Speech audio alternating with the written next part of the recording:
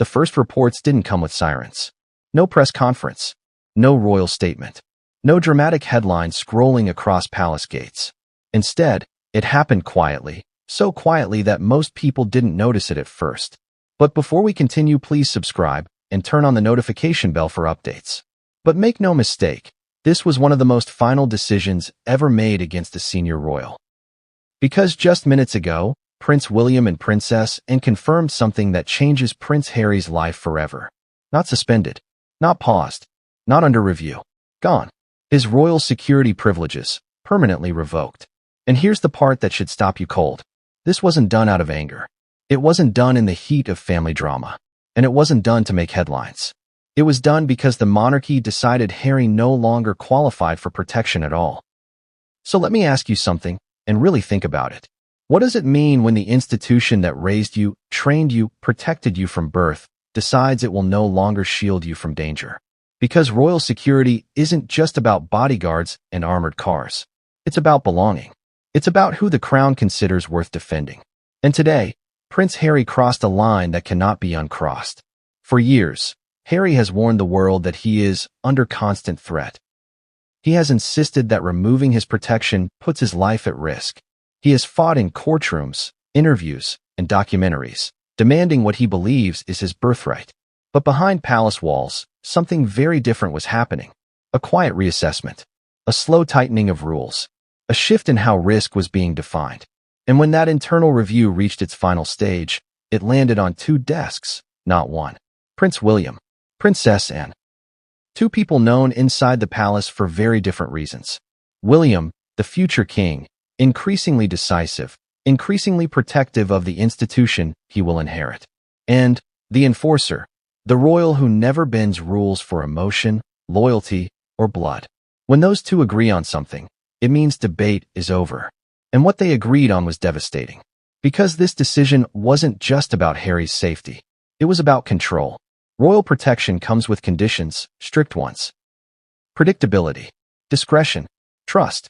And over time, Harry lost all three. Every public interview, every leaked grievance, every security detail discussed openly. Each one quietly altered his risk profile. Not because he was more endangered, but because he was no longer manageable. And that's the truth most people don't want to hear. The more Harry spoke about security, the more the palace saw him as a variable they could no longer control. Which raises an uncomfortable question. Is the monarchy obligated to protect someone who publicly undermines it? Or does protection end the moment loyalty does? This is why the timing matters. Because this didn't happen during peak drama. It didn't happen during a tabloid frenzy. It happened now, when the monarchy is consolidating power, redefining roles, and quietly preparing for the future. A future where royal privileges are no longer inherited, but earned. And here's the most chilling part. There was no announcement because there was no intention to negotiate. This wasn't punishment. It was closure. Sources say Harry didn't receive a dramatic call. There was no final warning. He realized something was wrong when coverage simply didn't come. No temporary detail. No fallback plan. No exception. Just silence. And in that silence, Harry understood something devastating. This wasn't about money. This wasn't about status. This was the crown telling him, without saying a word, that the door was closed for good. But what truly pushed William and Anne to make it permanent? What final recommendation made this decision irreversible? And how did Harry react when he realized there would be no appeal, no reconsideration, no way back? Because what happened next shocked even those closest to him. Here's the first truth most people misunderstand.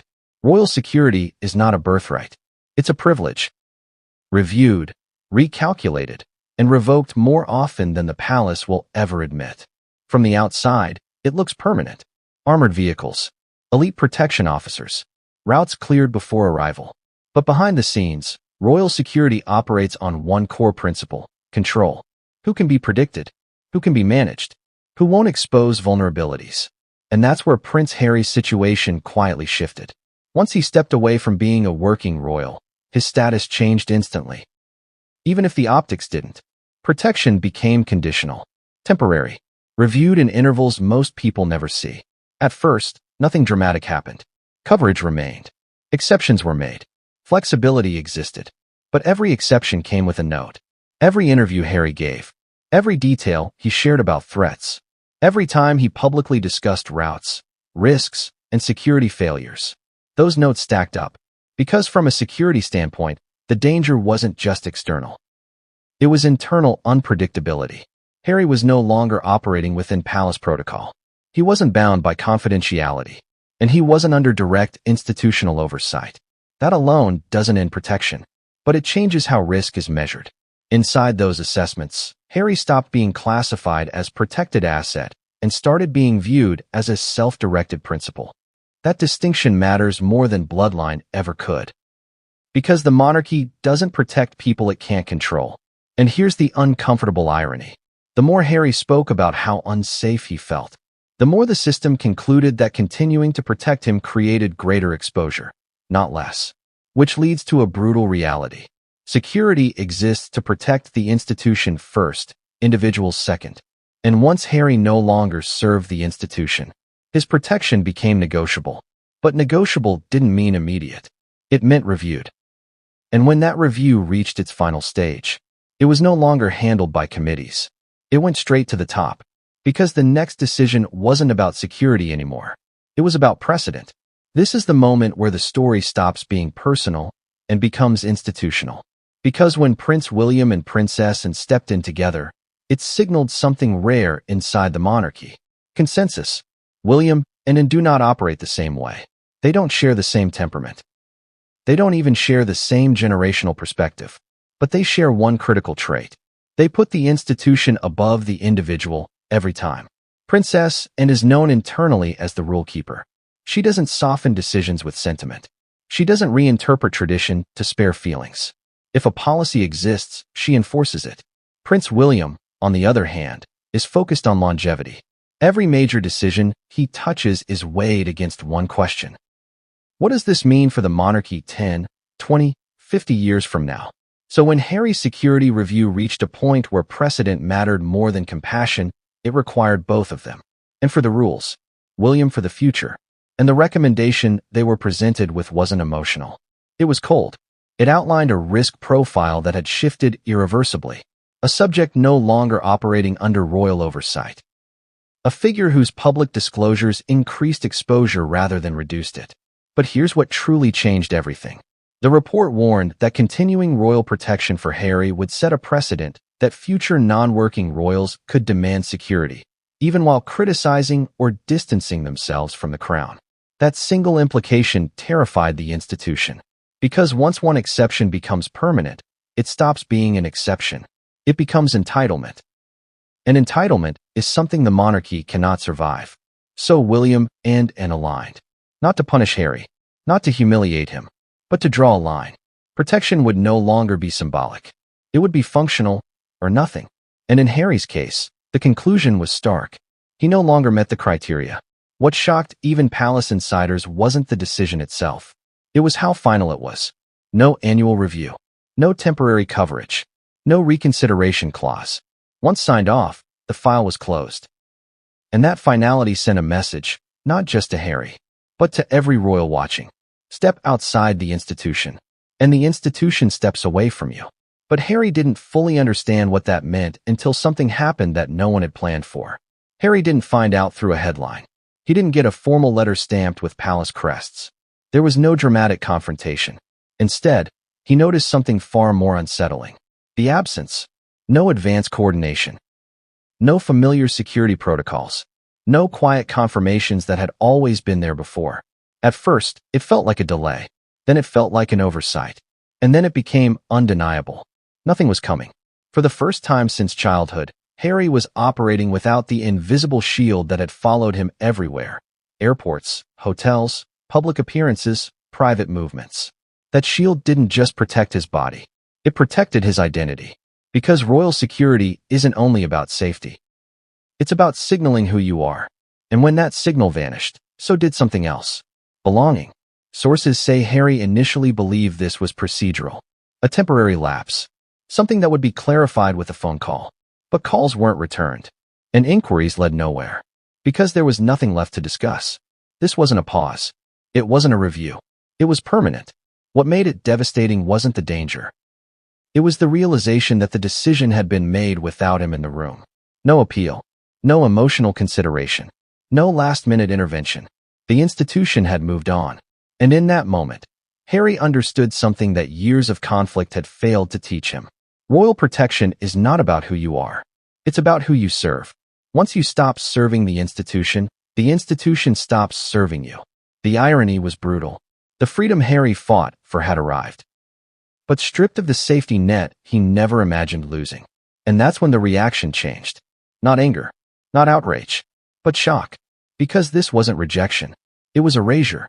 And the most unsettling part? There was no going back, because the people who signed off on it weren't acting out of emotion. They were acting out of finality. Which brings us to the last question that hangs over this entire story. What does it mean when the crown doesn't just step back from you, but removes you from its protection permanently? At the beginning of this story, I asked you to sit with an uncomfortable idea. What does it mean when the institution that raised you, trained you, and protected you from birth decides it will no longer shield you? Now we have the answer. It doesn't happen loudly. It doesn't happen with rage or revenge. It happens with silence. And that silence is the loudest message of all. Prince Harry didn't lose his royal security because of one interview, or one lawsuit, or one decision to walk away. He lost it because, over time, the relationship between him and the institution broke down beyond repair. Not emotionally, structurally. This wasn't about family feelings. It wasn't about punishment. And it certainly wasn't about humiliation. It was about trust. The monarchy made a calculation, one that feels cold, but deliberate. That protection without loyalty becomes vulnerability. That symbolism without control becomes danger. And that once exceptions become permanent, authority collapses.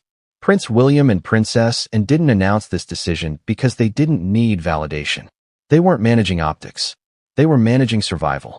And in doing so, they sent a message far larger than one man. The monarchy is changing. Blood alone no longer guarantees protection. Titles alone no longer ensure privilege. And stepping outside the institution means losing the shield that comes with it. For Harry, the loss isn't just physical security. It's the quiet realization that the system he once belonged to no longer revolves around him or waits for him. The irony is impossible to ignore. The man who fought hardest for independence got it. But independence comes without backup, without exemptions, without the invisible hand that once made doors open and risks disappear. And maybe that's the real ending here. Not betrayal, not revenge, but finality. Because when the crown stops guarding you, it isn't just protection that's gone. It's permission to belong. Now I want to hear from you. Was this decision justified, or did it go too far? Should royal protection be unconditional or earned? And does stepping away from the monarchy mean forfeiting its shield forever? Drop your thoughts in the comments. If you want deeper breakdowns like this, the parts they don't announce, the decisions made behind closed doors, make sure you like, subscribe, and stay with the channel. Because some royal decisions don't need headlines.